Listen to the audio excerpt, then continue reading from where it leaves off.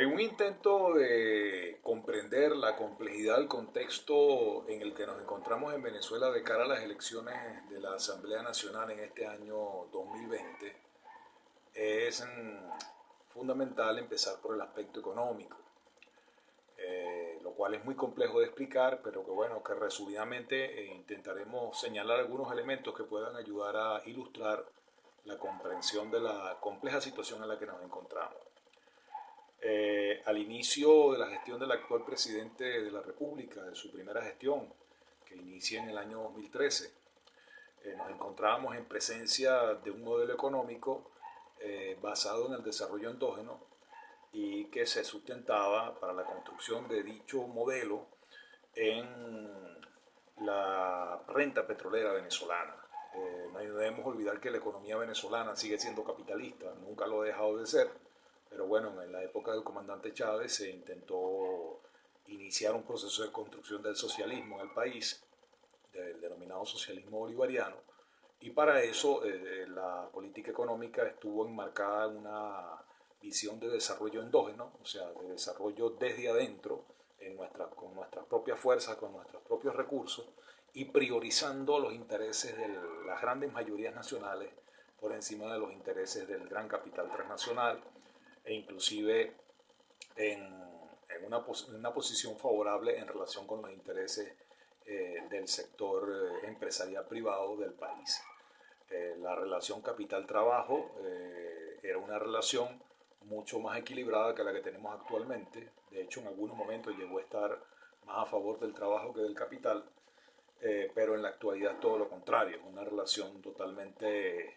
asimétrica a favor del capital, radicalmente asimétrica a favor del capital. Podemos señalar que en los inicios del primer periodo del presidente Nicolás Maduro Moro,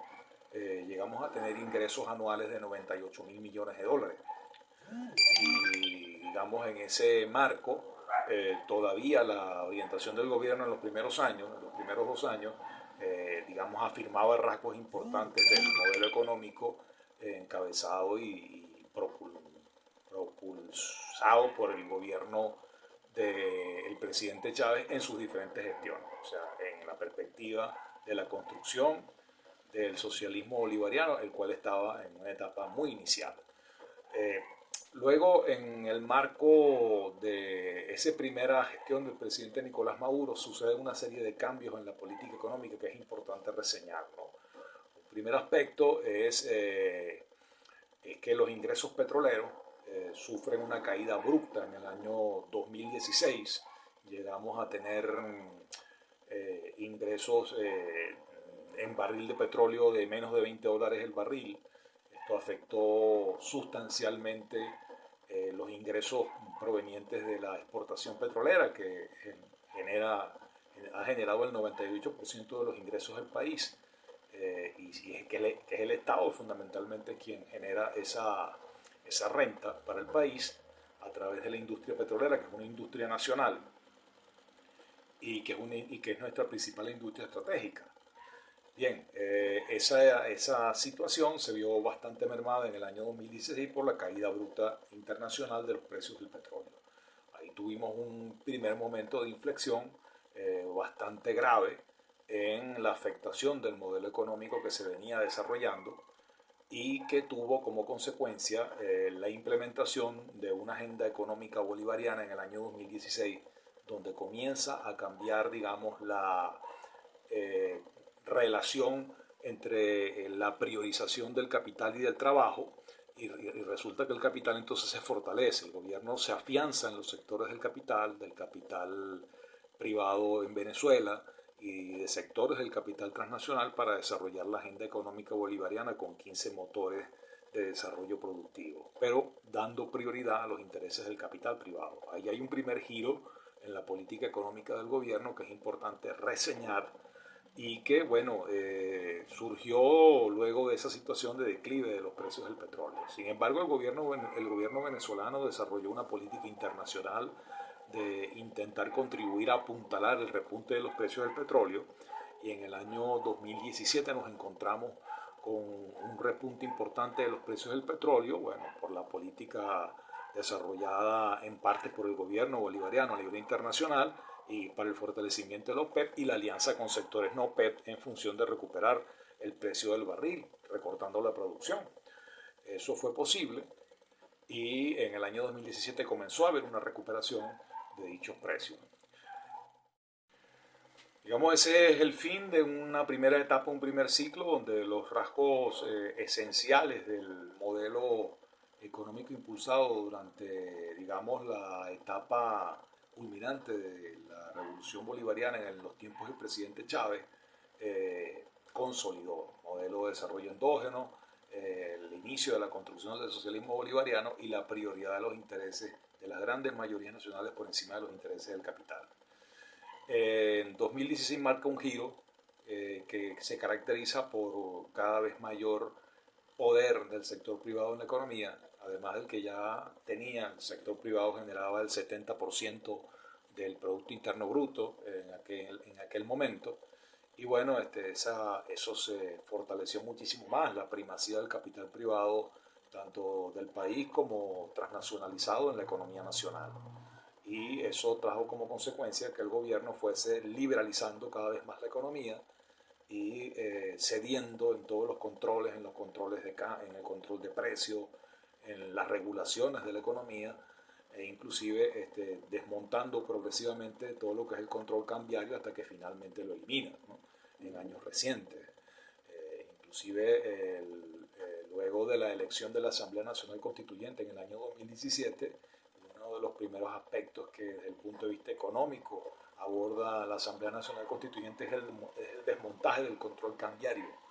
lo cual da, por supuesto, mayor peso al sector privado de la economía, el cual tiene capitales fuera del país por el orden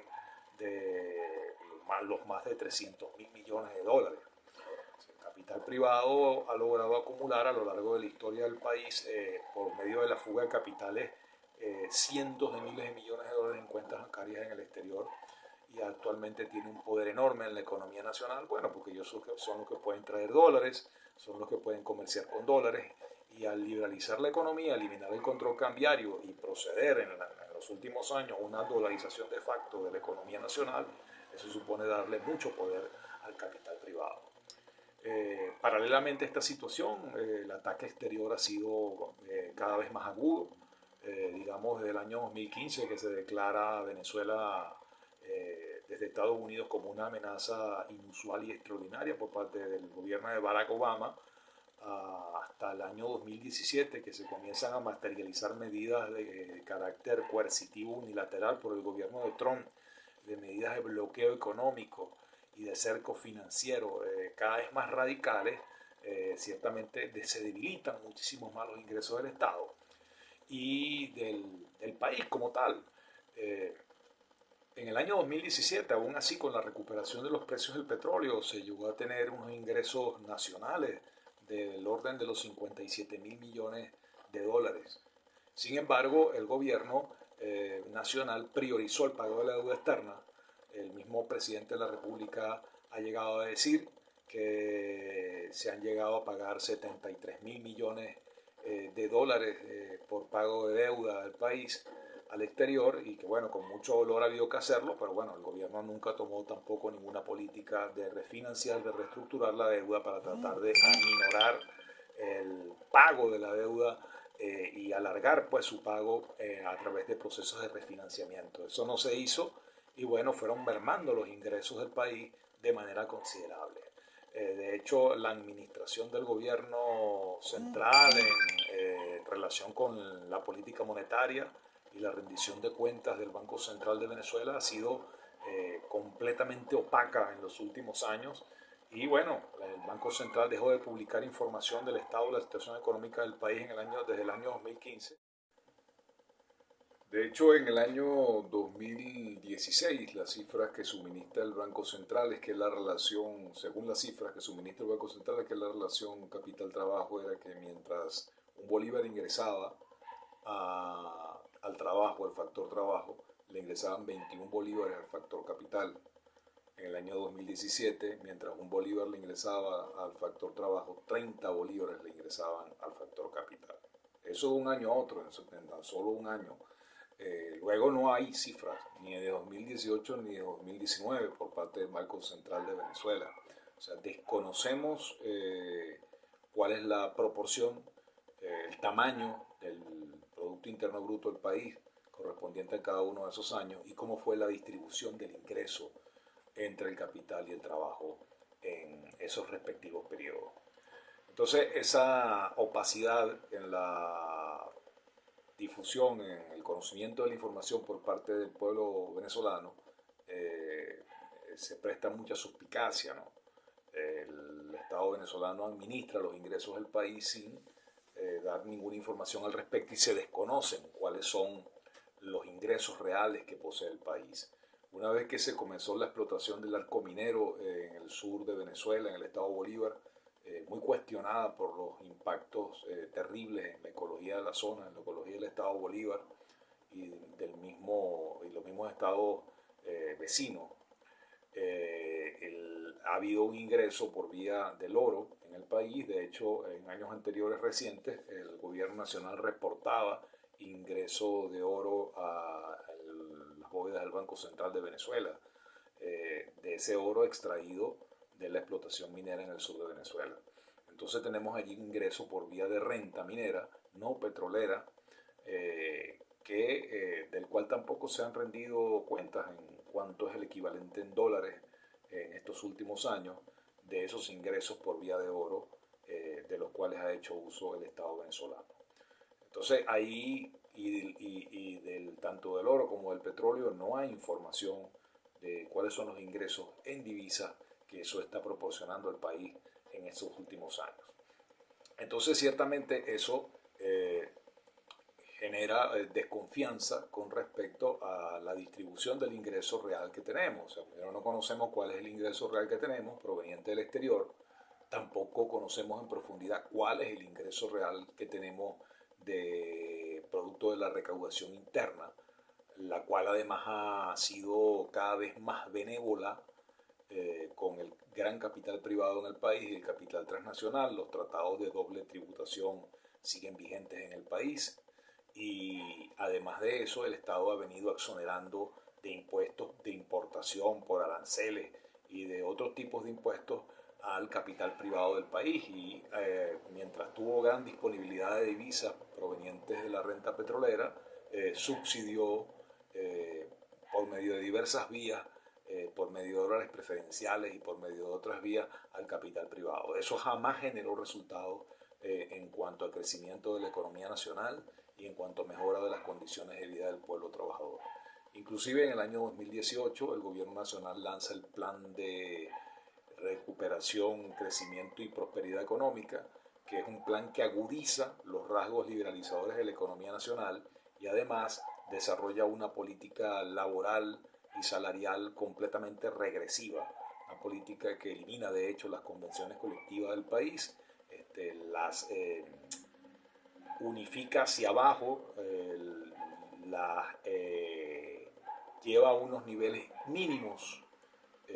jamás conocidos pues de ingreso salarial a los trabajadores